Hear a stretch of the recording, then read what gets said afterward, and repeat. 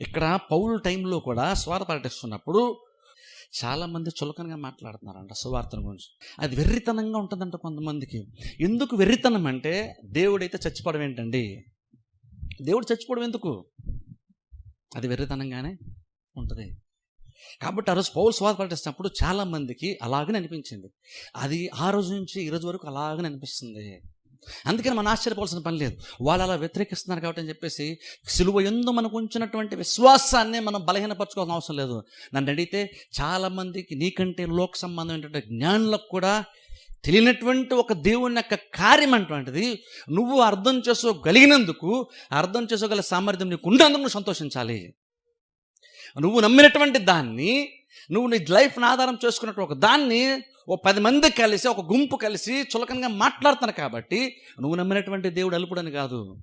లేదు, నువ్వు దేన్నైతే నమ్మేవో, నీ జీవితాన్ని ఆధారం చేసుకున్నావో, నీ రక్షణకి ఆధారమో అది ఎప్పుడు అల్పమైనటువంటిదిగా మారదు. మనం అర్థం చేసుకోవాలంటే చాలామందికి వాళ్ళకి అది అర్థం కాలేదు, మనకు అది అర్థమైంది. ఎందుకంటే ఈ లోకంలో కొన్ని గొప్ప గొప్ప విషయాలు ఉంటాయి. అవి నువ్వు అర్థం చేసుకొని కనీసం మినిమం కొంత ఎంతో సెన్స్, కొంత టేస్ట్ నీకు ఉండాలి దాని గురించి. అలా ఉంటే నీకు అది అర్థమవుతుంది, లేకపోతే నీకు అది అర్థము కాదు. అందుకనే చాలామంది ఈ రోజులు ఏంటంటే కొంచెం కూడా నాలెడ్జ్ ఉండదు, కానీ ప్రతి వాళ్ళు దేని గురించి మాట్లాడుతుంటారు. వాళ్ళు బైబిల్ సెక్షన్లో ఇప్పుడు కూడా బైబిల్ చదవలేదు, కనీసం కొంచెం కూడా లాజికల్గా దాన్ని చదివి అసలు ఇన్ఫర్మేషన్ తెలిసే ప్రయత్నం కూడా చాలామంది చేయరు. అసలు ఏముంది బైబిల్లో తెలియదు, కానీ ఎవరైనా స్వాత పట్టేస్తే వెంటనే వాళ్ళు రోడ్డు మీద వెళ్తుంటే వెంటనే ఆపేసి ఏదో వ్యతిరేకించి ఏదో చేసేద్దామని వాళ్ళు ఏమనుకుంటారంటే మేము మేధావులం అనుకుంటారు. కానీ క్రిస్టియన్స్ మనం ఏం గ్రహించాలంటే, వాళ్ళకి సువార్త అంటే వాళ్ళకి మరుగు చేయబడింది, అది వాళ్ళకి కనబడదు. అందుకని వాళ్ళకి అది అర్థం కాదు కాబట్టి ఆ సిలువ అంత గొప్పదైనా సరే వాళ్ళకి కనీసం దాని గురించి కొంచెం కూడా తెలియట్లేదు.